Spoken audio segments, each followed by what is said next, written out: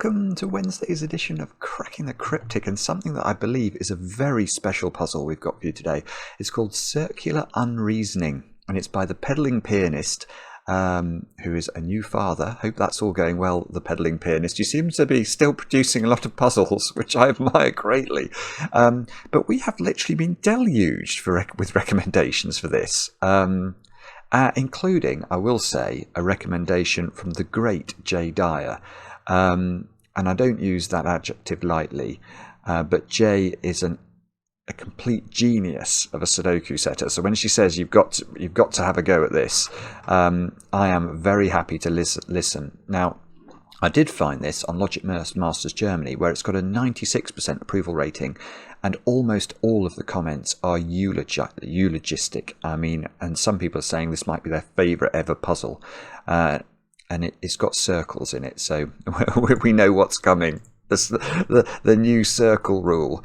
And we'll have a go at this in a moment or two's time. But I've got some things to talk to you about before we do that today. Where should we start? I'm going to start with a bit of a suggestion, especially if you're a school teacher out there, or you're at school and you like maths, because I was contacted by Lucas Protz, who basically runs something at the Berlin Maths Research Centre, which is called Math Plus, I believe. And they are doing an advent calendar, which is sort of aimed at sort of grade 10-ish math students, although you don't have to be a student to have a go. It's completely free. Have I got a picture? Yeah, I think this was last year's. And the idea is it starts on the 1st of December, and every 24 hours they release a new maths problem for you to have a go at. And I had a look at some of the problems from last year, and they're great. So I think this seems to me that just a perfect opportunity for kids either working alone or together or with their teachers to do something fun. Apparently 6,000 people took part in this last year from 54 countries or something. So let's see if we can get those numbers even higher. And yeah, check it out. I'm going to put a link in the video description if you want to have a look at that. So, and thanks to Lucas for contacting us about it. Now, what else can I tell you about? Oh, thank you if you joined us on the stream last night. Mark and I made our second attempt at Chants of Sennaar. We're making some progress now. There was some ineptitude as well, but I think you were all kind, and yeah. Anyway, it's a brilliant game. I was astonished actually by how many people said that they saw the first video and thought, I've just got to play that, and loads of people seem to have gone out and got the game and finished it in the meantime. But we will return to it probably next Tuesday, I suspect. It might be sooner, but I think it'll probably be next Tuesday night. I will confirm that soon, as soon as I know. Other news, we've got our Kickstarter running at the moment. We've been talking about this over the last few days. This is going to create the puzzle nerd's perfect Christmas present. It's going to be a collection of Fog of War Sudokus, all meshed together around a novella that Peter C. Hayward is busy writing at the moment. It's going to have beautiful art. It's going to be a digital product, obviously with Fog of War Sudokus, so it means we can get it out without having to worry about the printed word and delivery deadlines and things like that. So it will be with you in time for Christmas. So if you think you might like it, or you might know somebody who might like it, do check it out. I'll try and remember to put a link on the screen right now. We've just passed the second stretch goal, so we've got bonus Fog of War puzzles going into this from J. Dyer and from Chile already. Fantastic stuff. Next, I've got some birthdays to do today. I didn't have any birthdays yesterday. It was weird, but I do have birthdays today. I'm going to say happy birthday to Tim, from your girlfriend Paula over there in Dublin, Ireland. What a beautiful city that is. Apparently you both work long hours, but you wind down by watching Cracking the Cryptic videos. Well, that's a lovely thing to hear.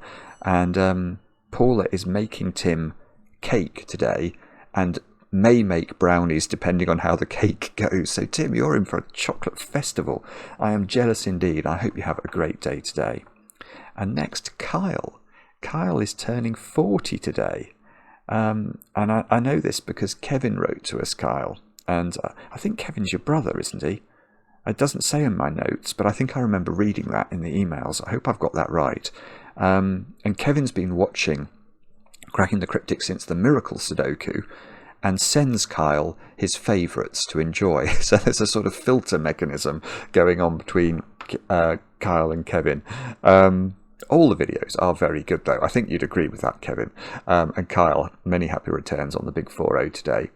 And then Albert, you turned 31 yesterday. But to be fair to me, your girlfriend Emma did write to us about that.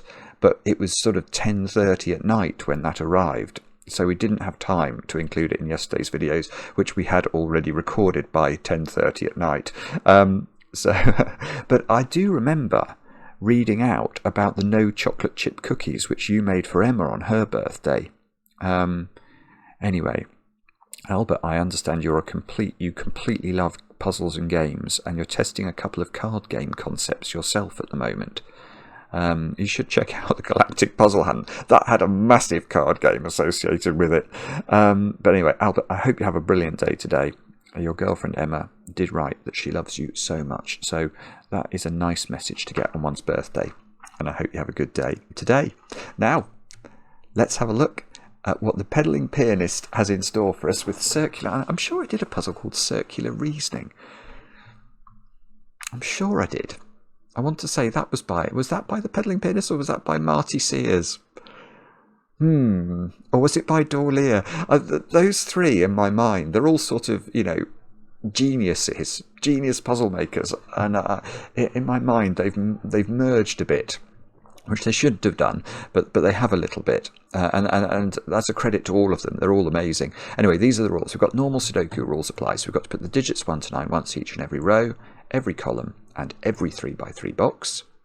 Digits along an arrow must sum to the digit in that arrow's circle. So imagine this was, I don't know, let's put some digits in. I'm not doing fog today, so I can actually just write digits in. 1, 4, and 3 add up to 8. So you put 8 in that circle, and that's how arrows work. Right, now we've got anti-circle. Oh, I thought this was circles. It's anti-circles. A digit in a circle shows how many circles do not contain that digit. Oh, no. These people just try and make my brain just completely short circuit. A digit in a circle shows how many circles do not contain that digit. That's Maverick flying past, mocking me as well. Additionally, a digit on an arrow shows how many arrows do not contain that digit. What? Right, so if you put a 7 in a circle, let's just put a 7 in a circle and think about what that means. That's telling us how many circles do not contain a 7. And if you put a 1 on an arrow, that's saying how many arrows do not contain a 1. But it's quite hard for a 3-digit arrow not to contain a 1. Okay, all right, this seems very interesting and isn't quite what I was expecting. Do have a go. It's been recommended a lot. The way to play is to click the link under the video as usual. But now I get to play. Let's get cracking. And the first thing I can see straight away here is, thank goodness, nothing to do with the anti-circle rule. I think all of the arrows in this puzzle are 3-cell arrows on which you cannot have a repeated digit. Yeah, that looks fairly clear to me. Which means that the minimum total along any arrow is a 1, 2, and a 3. Which means that every circle in this puzzle must add up to at least 6. So we can write that in. I know what I'm going to have to do. I'm going to have to count how many 7, 8, 9, 10. Right, there are 10 circles. And every circle's digit is saying how many circles don't contain that digit. So if you put 9 in a circle, right. Okay, well, I do actually understand that then. So it sort of inverts. So the triangular number for 1 plus 2 plus 3 plus 4 is 10. And I think that seems important in the context of there being 10 arrows, doesn't it? Or 10 circles. Because 9 is saying that 9 circles do not contain a 9. But there are 10 circles, so 1 circle does contain a 9. Similarly, 8 is saying 8 circles do not contain an 8, so 2 is associated with 8. 2 is the number of circles that have 8 in, which means 3 is the number of circles that have 7 in, and 4 is the number of circles that have 6 in, and that caters for all 10 arrows. That's weird. That's weird, okay. But that means, right, so that means we presumably can extrapolate from that and work out exactly what the arrow's constituent parts are, because a 6 arrow must be 1, 2, 3. A 7 arrow must be 1, 2, 4. It's the only way you can do it with 3 different digits. But I think actually the 9 arrow feels like it matters, because there's... Oh, am I wrong about that? No, I am wrong about that. I am wrong about that. Ah, no, I can do this a different way. Right, okay, so the 6 arrow... Hang on, the 6 arrow. There are 4 6 arrows. So the 4 6 arrows each have a 1 on them. The 3 7 arrows each have a 1 on them. And the 2 8 arrows each have a 1 on them, which that caters for the 9 ones in the puzzle. And now we can say something positive about the arrow in the puzzle that must have a 9 on it. Because the arrow in the puzzle that must have a 9 on it can't have a 1 on it, so it must be 2, 3 and 4. Because that's the only way of adding up to 9 if you can't use 1 on an arrow. Okay. I thought we were going to do that the other way round, but that's at least something. So now, in fact, maybe we should do this. We should have an aid memoir. That might be more sensible. How can we position an aid memoir? So I'm just going to write 6, 7, 8, and 9 into those squares. Now the 6s we know are 1, 2. I wanted to write 1, 2, and 3, and I got colours. The 7s are 1, 2, and 4. The 9 is 2, 3, 4.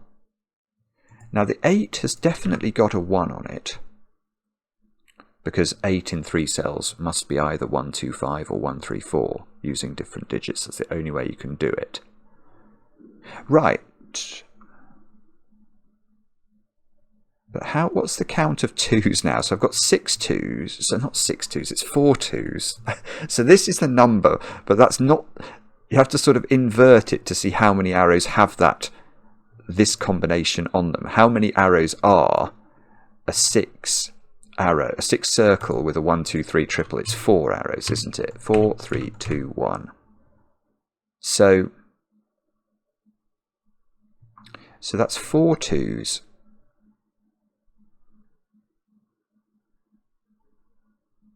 The 2s don't add up, do they? Or do they? 4 2s, 7 2s, 8 2s. So there are 2. Oh! Okay, so there is... Right. Oh, this is so peculiar. This is so peculiar. Imagine that was a 2. We do know that there are arrows in the puzzle that have 2s on them. And every arrow that has a 2 on it is telling you the same information, which is telling you that there are 2 arrows. Of the 10 arrows in the puzzle, 2 arrows do not have 2s on them. Well, we've worked out that there are 2s on all the arrows that start with a 6 or a 7 or a 9 in the circle. And there are 2 arrows in the puzzle that add up, that are 8 circled 8s, and they now must be the ones that don't have 2s. So this is 1, 3, and 4. This is bonkers. Right.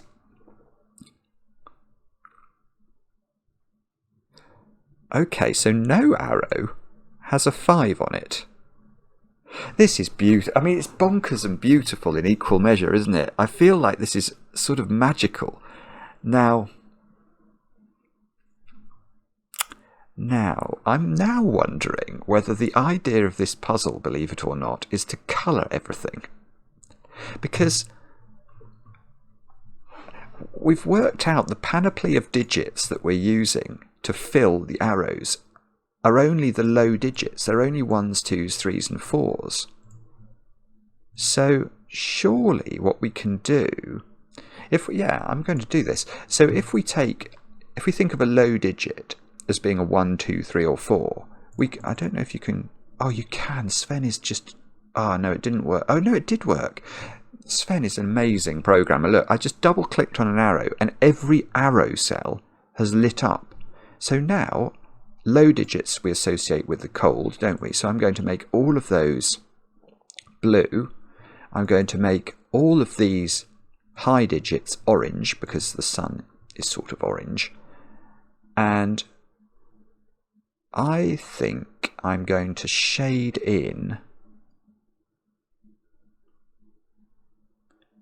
I'm going to shade in orange. I'm going to include 5 in orange, I think. I'm going to include 5 as a high digit and see where that gets me. So I can see I've got all 4 low digits in column 1.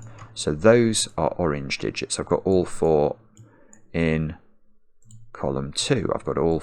imagine this is just going to be... Am I proving that 1 equals 1 here? Maybe not. Let's just keep going. I've got all 4 in that column as well. I've got all 4 in this column. I may well be doing... Oh, this column is bearer.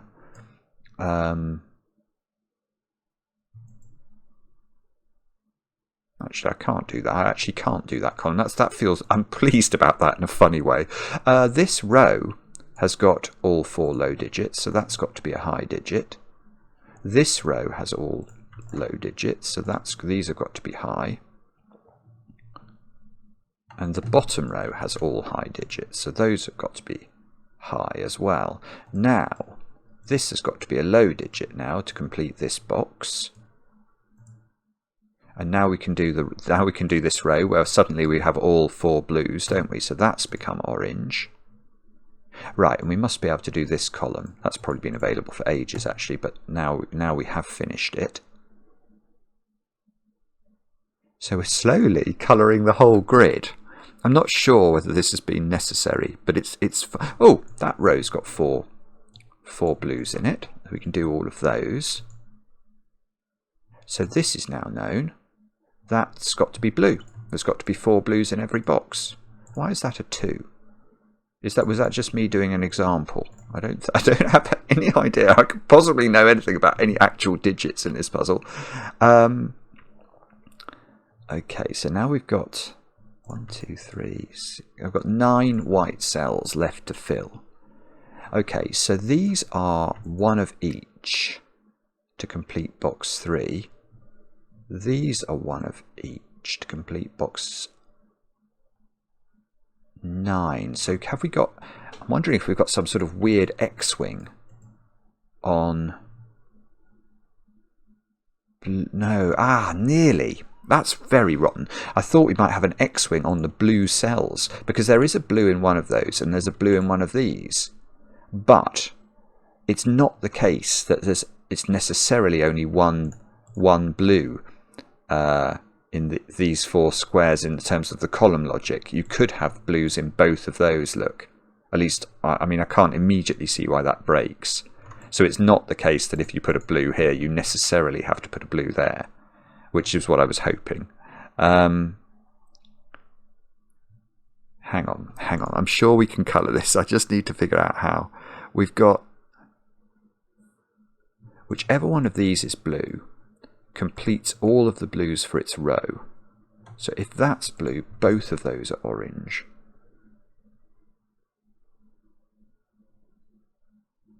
I don't know actually. Maybe this is not right. Maybe this is not what I'm meant to be thinking about.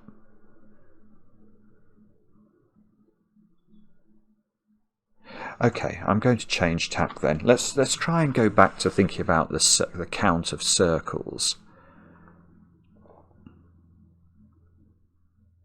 What about...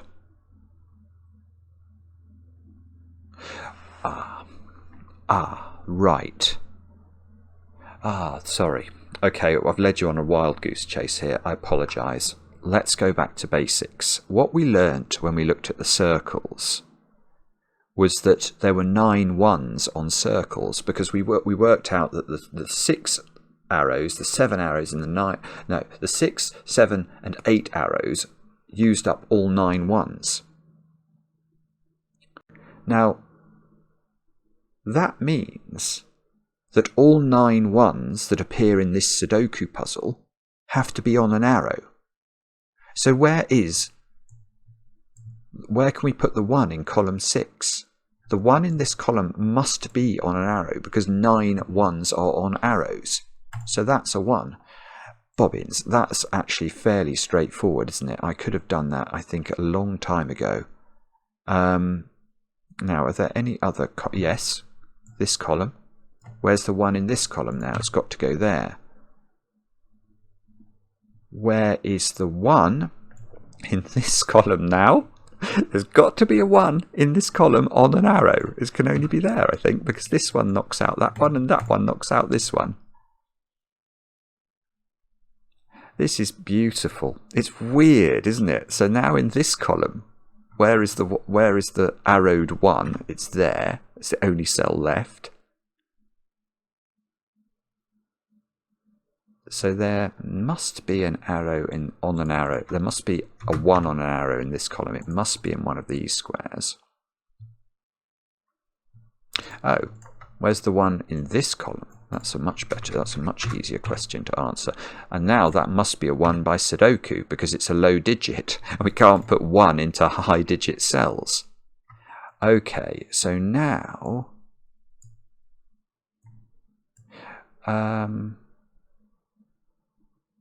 okay, or do we do that, or is that a silly question I was about to ask?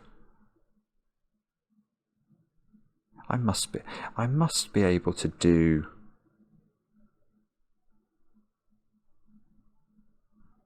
how do I do that? That can't be a 1. Yeah, okay, so there's a 1 in this column that's not there. So there's a 1 in one of those 2 squares. And now this can't be a 1 in column... yeah, so now where's the 1 in column 9? There must be a 1 on an arrow in column 9. It's not there, it's not there, and it's not here, so that's a 1. And I've got almost all the 1s. But I'd really like to get all of them, to be honest. How do we do that?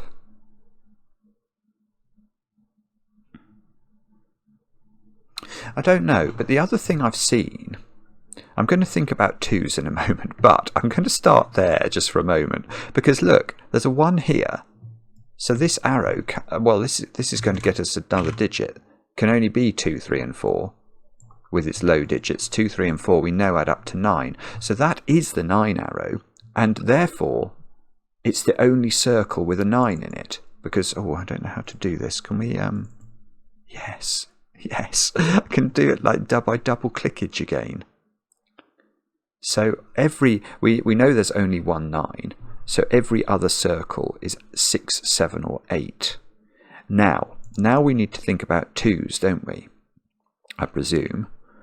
What do we know about 2s? We know that exactly 2 arrows don't have 2s on, and those add up to 8. And we know that we cannot put a 2 in this column.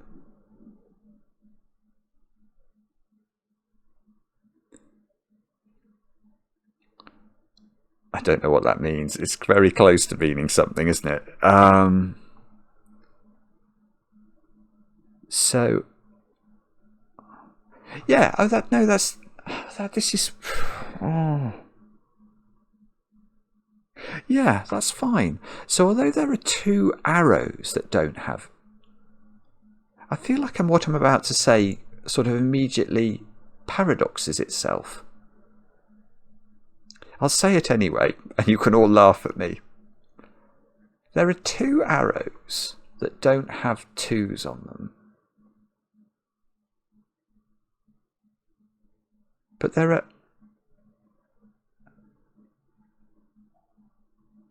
But there are 10 arrows. So there are 8 arrows. No, there are 8 2s. There are 8 2s on. Yeah, there are 8 2s on arrows. So hang on. So that if there is a column that doesn't have a 2 on an arrow, but there are 8 2s on arrows, then every other column must contain an arrowed 2. But I feel like that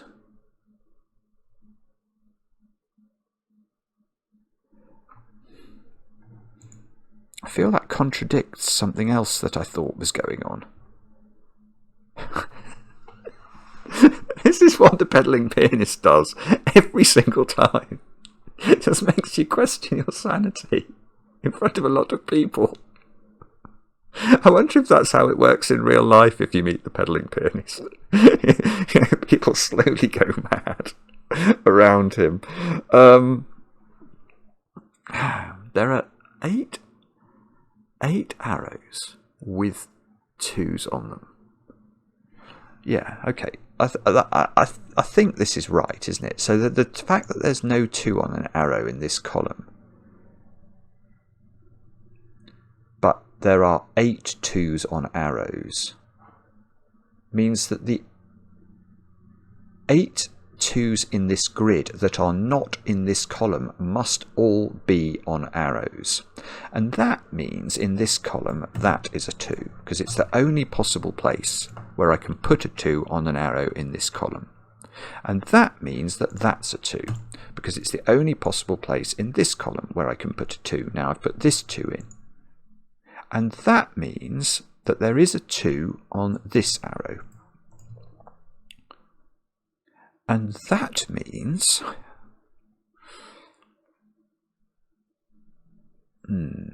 what does that mean? Yes. So now we look at this column. This is very cleverly put together. It really is. So where is the 2 that must be on an arrow in this column? It can't be there or there by Sudoku, so it's there.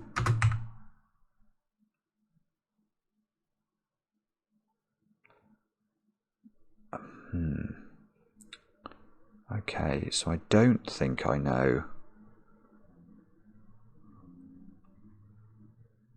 Or do I? What's going on? I can't put 2s on all of these arrows because there are 4 arrows in 3 columns of the grid, and if I put 2 on all of them, I'll have put at least 2 2s in one of these columns, and that's bad. Don't do that. But I must put a 2 in each column individually because I know I need 8 2s on arrows and I can't have one here. So, yeah, I mean that's correct. So that means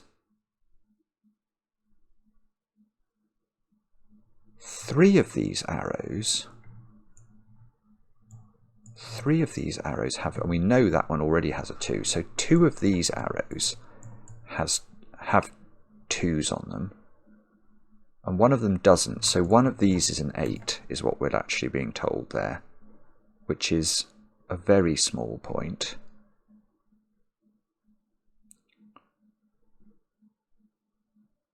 And the 8 arrow, okay, the 8 arrows, yes, the 8 arrows don't have 2s on them. So none of these are the 8 arrows because there's 2s on all of their arrows. So one of these is also an 8 arrow. And it's not that one. That has a... Yes. Oh, I see. So that's not... Right. None of these are 8 arrows. Any time you get a 2 on an arrow, it can't be an 8 arrow. So one of these is an 8 arrow. And one of these is an 8 arrow.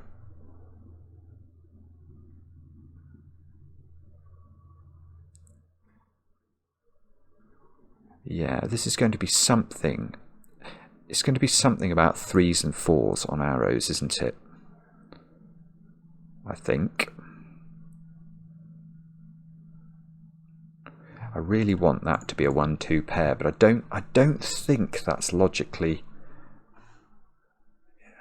Is it logically fair to say that? Can we think about... Yeah. Okay, here's another thought. Right, yes, here's another thought. Okay, so in column 6, I know that you can't put a 2 on an arrow. Therefore,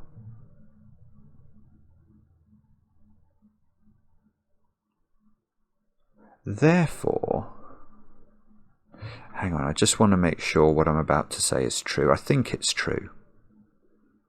Therefore, either this box is a 2-less arrow. Yeah, I mean, this follows from the corollary of one of these being an 8.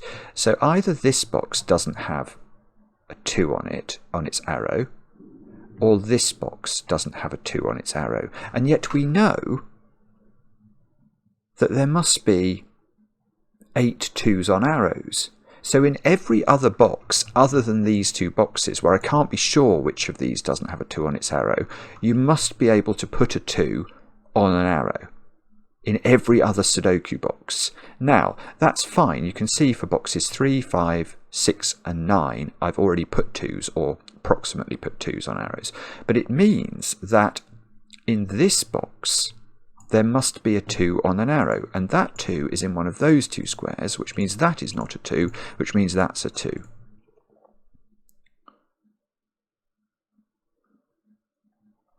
And that means...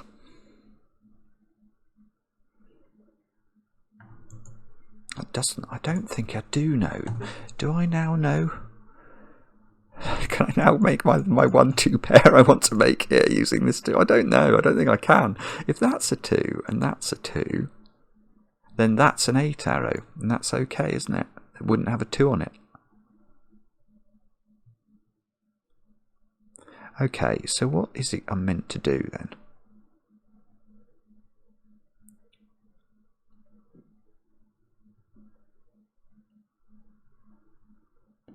Ah.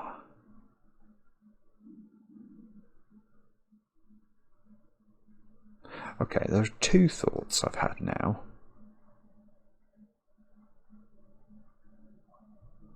One of which I really like in these 3 columns, and one of which I haven't got to the bottom of in my head yet. So I'm just going to have a think about this one over here that I've thought of as well, and just think about whether or not maybe this one's better actually, although that one feels more elegant. I don't know. I'll tell you about both of them, and then we can decide, or my subconscious can decide which one we'll explore first. So my thought here is that these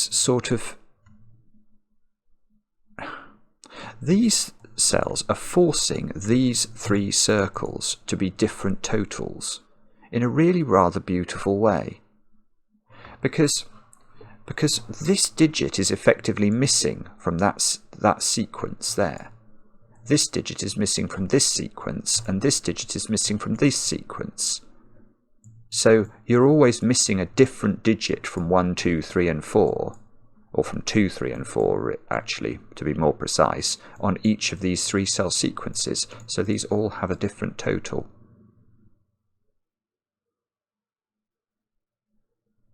I mean, actually, I can now see something else there, but I'll tell you the other idea first, which is this 6-7 pair here is telling us that this digit and this digit are different. Yeah, so there's another colour. So there's a colouring opportunity over here, and there's a colouring opportunity over here, because if that digit and that digit are different because they're adding up to different numbers, you can also see that there's going to be colouring you can do around these 6s and 7s, because this digit is going to force that digit to be different to that digit. So you're going to be able to colour this by reference to this 6-7 pair. Let me just mull that for a moment. Can I get that going to there? Don't know. I'm not sure. I'm tempted to go back to this one because I spotted another thing about this one. So what we said was these three are all different. Let's do we want to dispense with the orange or not? I think maybe I will. I think that was a mistake to go down the. I might leave the blue in just so that we can keep track of the low digits we've identified. But because what I wanted to do, we now know these three are all different from our sort of tabulating feature that goes on with these things. So let's make those three different colours. Now that one in this column has to go there, look. So that's 6, 7 or 8. And now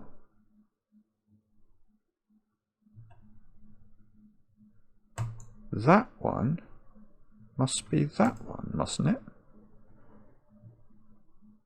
Yeah, that must be right. This is a 6, 7, 8 triple is being forced by these digits.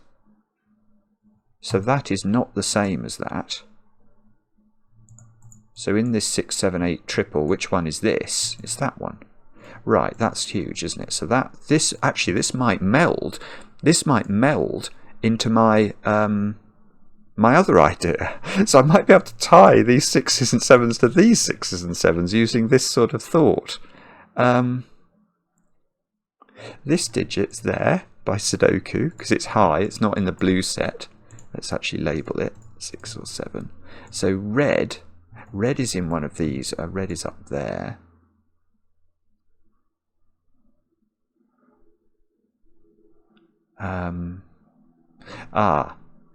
A 6 or a 7 needs a 2 on its arrow, so that's giving us a 2 here.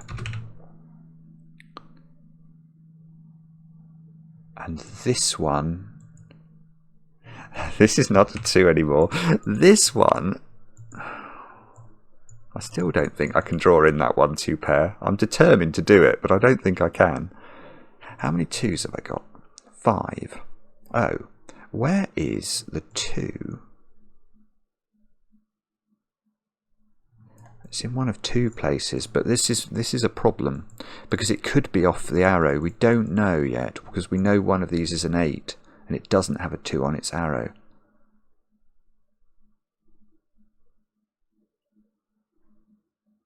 Okay, so can we extend this thinking then? How do we do that?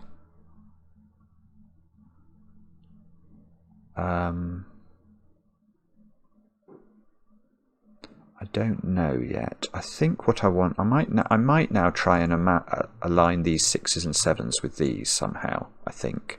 Yes. Yeah, that's it. Look. That's beautiful. It's such good setting. Look, green is 6 or 7 there. So I'm going to be able to shade. Well, I don't know what colour this is, but it is the other of 6 or 7. And that I should be able to. So right. So this is also green, isn't it? It must be. If that's not green, and this is a 6, 7 pair, that's green. So let's just make this yellow for a moment. What we're saying is that that digit is different from.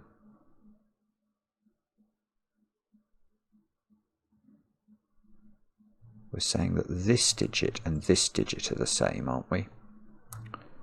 Because we're saying that in this column, if this is a 3 or a 4, and it adds up with the 1 or the 2 to 6 or 7, so this is also a 3 or a 4 by dint of mathematics because it's adding up to a 6 or 7, but it's not the same digit that we've got in here. So this digit is also the green digit because these 2 digits are different. And that is going to mean, oh yes, so now where is the green digit? In box 4 by Sudoku, it's there. That is the green digit. And now what does that mean? Probably something good. I just have to figure out how it works. I know green is in one of those. I'd love to say it was this one, but I don't know if I know that. Yeah, I can get green there by Sudoku. So green is in one of these two. Oh, and green is in one of those two. Bobbins. That's not quite what I was hoping for, actually. I thought we might be able to go a bit further. We might have to use the 3s and the 4s to try and... Yeah, where's 3s and 4? Where's the green 3 or 4? It's now got to be in the corner. That gives us a very good chance of a 3 in the corner. And that, well, that's now blue, isn't it? So have I got a proper yes. Or have I? Nearly. So do you remember way back when we were putting oranges in the grid? I was wondering where the last blue went in this row. Well, it's now in one of those two squares. Well, it was in one of those two squares, and it's now here. So that's obviously definitely high. It hasn't finished the blues for this column. We still haven't quite got that figured out. I know one of those. Hang on. If that's a 6 or 7 that's green, that is a green 3 or 4, by the mathematics of the green 6-7 lines. Now, oh bother. Green can go here, I think. Well, no, green has to go there. That's another green 6-7 line again. Yeah, this is going to do it, isn't it? I think we've just got to get 1 or 2 little rinky dinks further and we'll be good. What about... Have I got any other... Oh, the other thing that we might want to keep track of. I've done it. Oh, I don't have to go any further. I've just shortcut the colouring. Okay, let's go back to the very earliest deduction we got in this puzzle, which was how many 6 arrows are there? How many 7 arrows are there?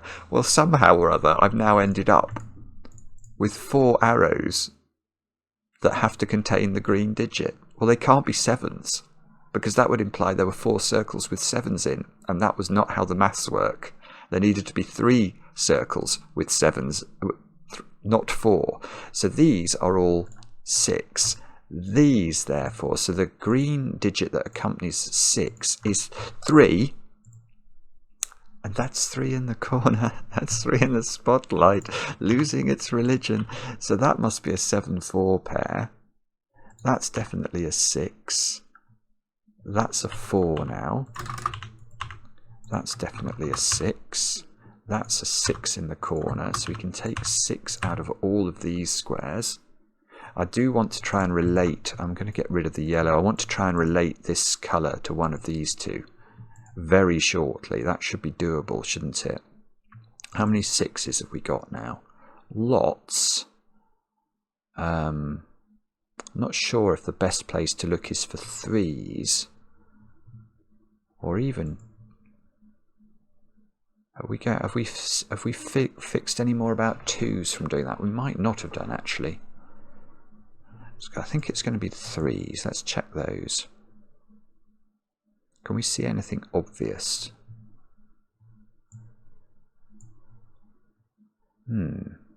Actually, I'm not so sure. Oh, what are these digits? Well, that's a 4, isn't it? That must be a 4, because it's a blue digit, and we've not filled it in. We have 1, 2, and 3 here. So these digits are 5 and 9. Yeah, maybe we need to. Maybe I need to be more diligent about shading in my 3s and 4s wherever I see them. That's a 3 or a 4 in this row. Can't be 1 or 2. This is 2 or 3. That being a 3, that's telling me this digit is a 4 now. So that's a 3. That's a 4. Okay, that's not actually revealing everything, is it? Now, that's a 3 by Sudoku, that's a 2 by Sudoku. How many 3s have we got? I must have done all the 3s, but I know I still haven't. It's infuriating. I keep thinking I've finished it, and it keeps being a little bit difficult. Right, but those squares are now 1 4 pair. And 1 plus 4 plus 3 is 8. So that is one of the 8s that we've been looking for. So 7 goes there. So that becomes purple now. That becomes an 8. Now 8 we know is 1 3 4. So this must be the 3 then. So that's 3, that's 1, that's 1, that's 4, that's 2, that's 2, that's another 3 in the corner. That's 3 in the corner. That's 3 in the spotlight, proving its position this time. 2 3s in the corner. That's fantastic. That's now a red 8. That's the colour we seem to have gone for there. So there's a red 8 in one of those squares. This square is by mathematics a 7, which gets purpled. And that's going to be good because there's an 8 in one of these. Have we done all the arrows now? I think we have. I think we're left with a Sudoku, which is outrageous. I mean, making me do Sudoku at this early point in a puzzle. How ludicrous. What about 7 is in one of those 2 squares? We haven't put a 5 or a 9 into the grid yet, have we? 6 in the bottom row has to be here. And that's a green digit, isn't it? So that means 6 is there by a process of Sudoku again. That's all the 6s into the grid. So these squares are a 5 8 pair. And these squares are a 5 8 pair. Whoopsie. Which means these squares are 4 7 and 9. Now can we do that somehow? I'm sure we can. I can't immediately see how. I can see this isn't 4.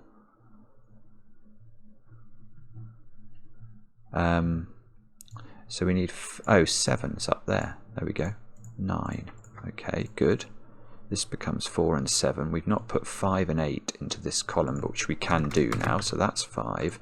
That's 8. That's 8 by Sudoku. I think what we'll do is we'll do it and then we'll colour in afterwards. I haven't put 9 into that column. So that's 9. That's 5.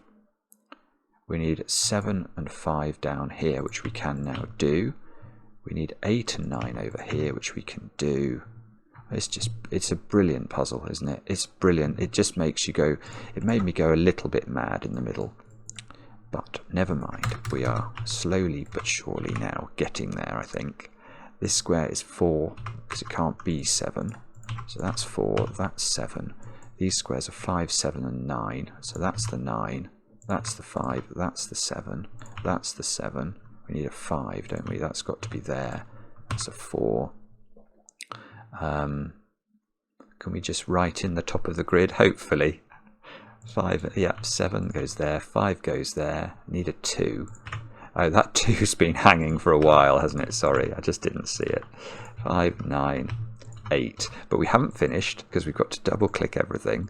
Those become those. 7's become purple. And did we have a colour? We had a 6's, we wanted to make sure they were green, didn't we? I suppose we could get rid of our greenly 3's just because they sort of queer the pitch a little bit. So let's get rid of those. And every 6 should have a green highlighting and seems to. All the 1s, 2's, 3's and 4's. No, the 4's are not all blued yet. So something like this. I've probably missed out a digit. I've probably got the puzzle wrong. Let's see if the puzzle's right.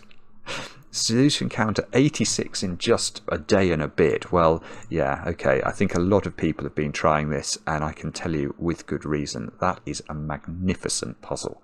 Again, by the Pedaling Pianist. I take my hat off to you. I take my hat off to you, Stuart, especially with your newborn daughter. I hope everything is going well in that regard, and that was phenomenal. Let me know in the comments how you got on. I enjoy the comments, especially when they're kind. We'll be back later with another edition of Cracking the Cryptic.